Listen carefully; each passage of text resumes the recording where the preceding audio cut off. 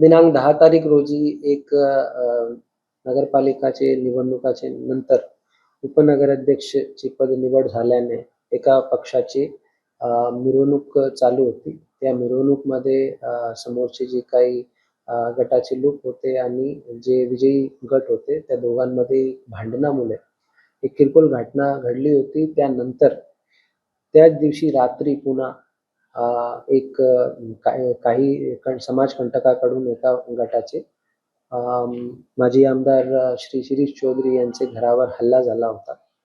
या हल्ल्याच्या अनुषंगाने आणि दिवसामध्ये जी घटना घडली त्या अनुषंगाने एकूण 4 गुन्हे दाखल करण्यात आले. दोन्ही पक्षाचे 2-2 क्रॉस ऑफेन्सेस असे 4 ऑफेन्सेस दाखल करण्यात आले. त्यानंतर एक पोलिसांतर्फे सकाळी जी घटना घडली होती त्या घटनेमध्ये दोन्ही पक्षांनी आपली तक्रार न दिल्यामुळे जे काही घटना घडली त्याची कॉग्निझन्स घेऊन सिटी पोलीस स्टेशन नंदुरबारमध्ये गुन्हा नोंदवण्यात आला होता. त्यानंतर रात्री जे घटना घडली त्याचे नंतर दोन्ही पक्षांनी आपापले 2-2 गुन्हे त्यांची तक्रार नोंदवली. दोन्ही गुन्ह्यामध्ये 310 भारतीय न्यायसंहिता डकैतीचे कलम व इतर अन्य कलम लावण्यात आले आणि त्यानंतर दुसरे 2 क्रॉस ऑफेन्सेसमध्ये प्रिव्हेन्शन ऑफ अॅट्रॉसिटी ॲक्टचे ॲक्ट अंतर्गत व कलम अंतर्गत 2 गुन्हे नोंद करण्यात आले.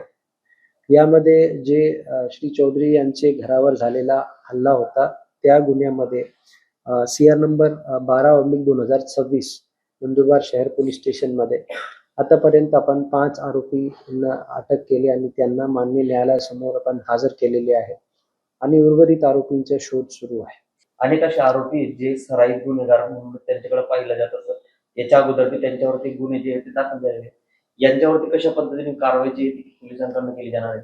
नक्की या गुन्ह्यामध्ये जे काही लोक सहभागी झाले हे सर्व जे काही ऑफेंडर्स आहेत त्यांच्यावर जे प्रचलित कायदा आहे त्यामध्ये अगदी कडक कारवाई करण्यात येईल.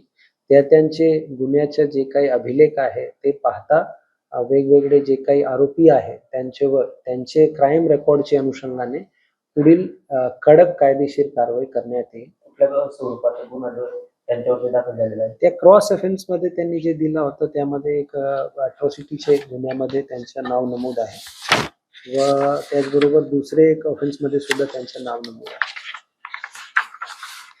दोन्ही गटाकडून काही लोकांचे नाव निशी आणि काही अज्ञातांचे विरुद्ध अशा एकूण दोन्ही FIRs मध्ये 40-50 लोकांचे नाव आणि अज्ञाताची संख्या नमूद आहे. तर ॲव्हरेज दोन्ही FIRs मध्ये 50 लोक आहेत अशी प्राथमिक माहिती आहे.